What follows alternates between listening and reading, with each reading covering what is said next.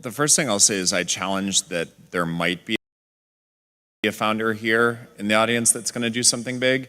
It's like the birthday paradox, right? Like there's absolutely the chance that someone in this room here today will be the CEO, CTO, founder of like one of the world's most changing companies in the next 10 years. We live in a really special place where people get to work on ideas where failure is tolerated. If you travel overseas to other places, there's a reason why Silicon Valley is so different, and it's because failure is tolerated. I realized that I loved doing lots of different stuff. It's not that I loved technology, it was that I loved doing lots of different stuff. So I went to boarding school, and I was the guy hanging an antenna outside of my dorm room window to do a pirate radio station. I was designing flyers for dances, I was DJing, I just loved doing a lot of different things. And when I read required reading in school, our junior year was this book called The New Thing, kind of the Netscape saga, right? I read that and I said to myself, this feels like an area of the world I can come to and be myself and do lots of different things and see what sticks. A little schizophrenic in how I treat different ideas and go from thing to thing, but that's kind of the ethos of an entrepreneur. To teach myself Ruby on Rails, and I was like, this is going to be a really awesome skill. So I learned about databases, and learned enough to be dangerous. And this is one of the lessons in entrepreneurship, is that you don't have to be the best, but you have to be dangerous. You have to learn just enough to be dangerous to build an idea, concept it, and show it to the world. And then it turns out there are lots of other people, including all 170 employees that work at Instagram, who are much better at doing all that stuff than I am. But you need to find people who can, be drawn to the idea that you build, and then they end up taking it and making it even better. I think everyone's experience is different. Everyone in this room has to take the idea that there is a perfect next move and throw it out the window. There's no perfect next move. I had the privilege of going to a Marine base once and talking to Marines about how they plan their next move. There's this phrase called bias towards action. The idea that you can spend all of your time thinking about what the perfect next move is, trying to plan, am I going to work at Google? Am I going to work at Microsoft? Which one? McKinsey or Bain? The next perfect move, and spending a tremendous amount of time trying to figure that out. The Marines say you can spend all the time you want, but by the time you figured it out, you're dead. So sometimes you need to make a trade-off of what is the action I can take with the appropriate amount of information and risk to move. Because moving and progress is what gets us to the next step. By moving and learning, it all adds up. That summation of your experience over the last N years is what makes you into the thing tomorrow that will be successful. All the other jobs that I had offered, there were 2 or 3, a couple at a startup, one at Microsoft, one at Google. I took the lowest salary of any of the offers that I had because I wanted to work in a specific job at Google. I didn't care what job it was actually, I just cared that it was at Google and I would surround myself by amazing people. And that was the first lesson that I learned, is go to where the people are. Short-term, long-term trade-offs, just go to where the people are.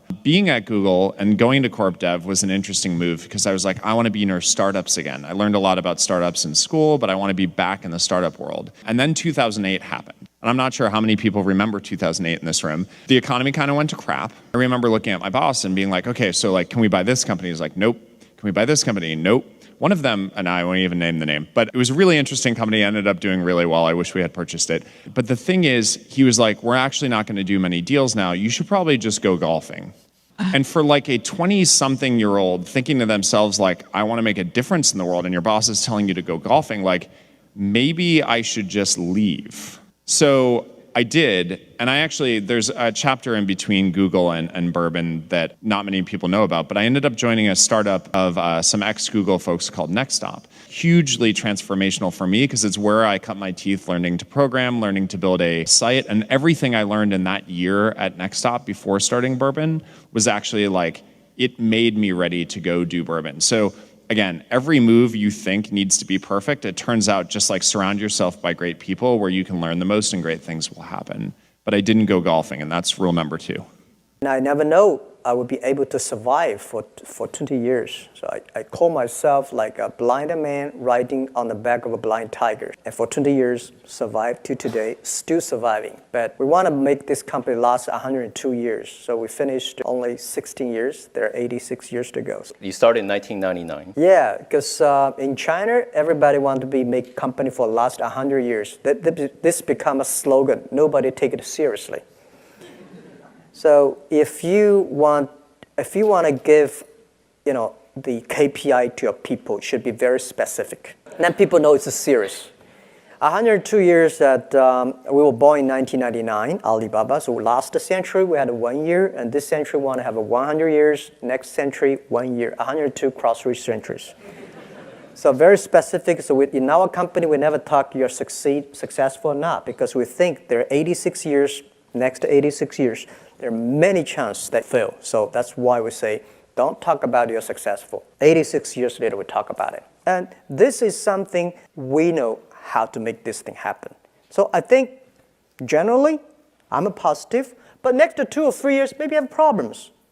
People say, well, anti-corruption, this. But think about it. Anti-corruption and rule by law is laying a great foundation for the market economy. You don't want to go do business by bribery. You don't want to have an unfair environment. The market economy is about rule by law, and market economy is about clear, transparent, and fair. And I think this year, that year, bad. But this is why we need entrepreneurship. This is why we need that the business to drive the economy. So I'm a positive, and when people worry, I'm happy. When people are too happy, I start to worry. Because, and don't worry about the things the president is worried about. Worry about the things that nobody worry about. And this is the opportunity. So I'm positive because I'm positive, but I'm not stupid. I know that we have problems, but you have to solve the problems little by little. And that's it. Play one game a little bit with me for just a minute. I'd like for the moment to have you pretend I've made you a great offer, and I've told you that you could pick any one of your classmates, and you now know each other probably pretty well after being here for a while. You'd have 24 hours to think it over, and you can pick any one of your classmates, and you get 10% of their earnings for the rest of their lives. I ask you what goes through your mind in determining which one of those you would pick. You can't pick the one with the richest father. That doesn't count. I mean, you've got to do this on merit. But you probably wouldn't pick the person that gets the highest grades in the class. I mean, there's nothing wrong with getting the highest grades in the class, but that isn't going to be the quality that sets apart a big winner from the rest of the pack. Think about who you would pick and why. And I think you'll find when you get through, you'll pick some individual. You've all got the ability. You wouldn't be here otherwise. And you've all got the energy. I mean, you've got, the initiative is here. The intelligence is here. But some of you are going to be bigger winners than others. And it gets down to a bunch of qualities that, interestingly enough, are self-made. I mean, it's not how tall you are. It's not whether you can kick a football 60 yards. It's not whether you can run the 100-yard dash in 10 seconds, whether you're the best-looking person in the room.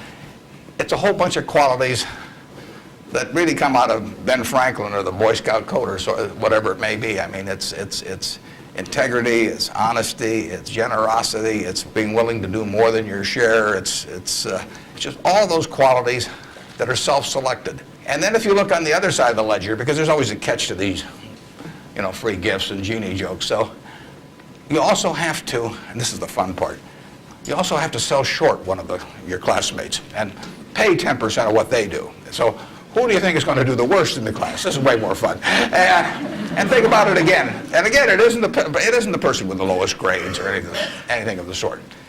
It's the person who just doesn't shape up in the character department. I mean, we look for three things when we hire people. We look for intelligence, we look for initiative or energy, and we look for integrity.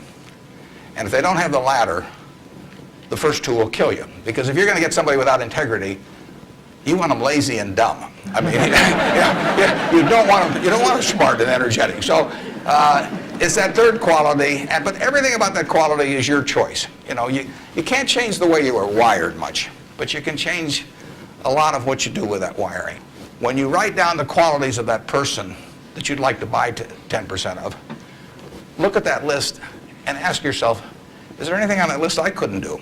And the answer is, there won't be. And when you look at the person you sell short, and you look at those qualities that you don't like, if you see any of those in yourself, egotism, whatever it may be, selfishness, you can get rid of that. I mean, that is not ordained.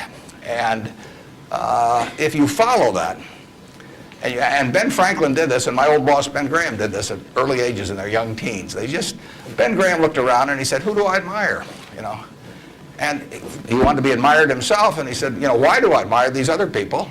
And he said, if I admire them for these reasons, maybe other people will admire me if I behave in a similar manner. And he decided what kind of a person he wanted to be. And if you follow that, at the end, you'll be the person you want to buy 10% of. I mean, that's the goal in the end. And it's something that's achievable by everybody in this room. Learning to tell a story is critically important because that's how the money works. The money flows as a function of the stories. And one of the critical things I would encourage you to learn that's way more important in my world than anything else is how to ask a question. Because you want to have the person comfortably telling you what he thinks is important so that you get it. For a long time, we don't understand the product or the market while we're listening. So we have learned to string questions in a way that provides the entrepreneur with a way to explain what he wants to do, how long it's going to take, who the competition is, how much money he needs, without feeling threatening.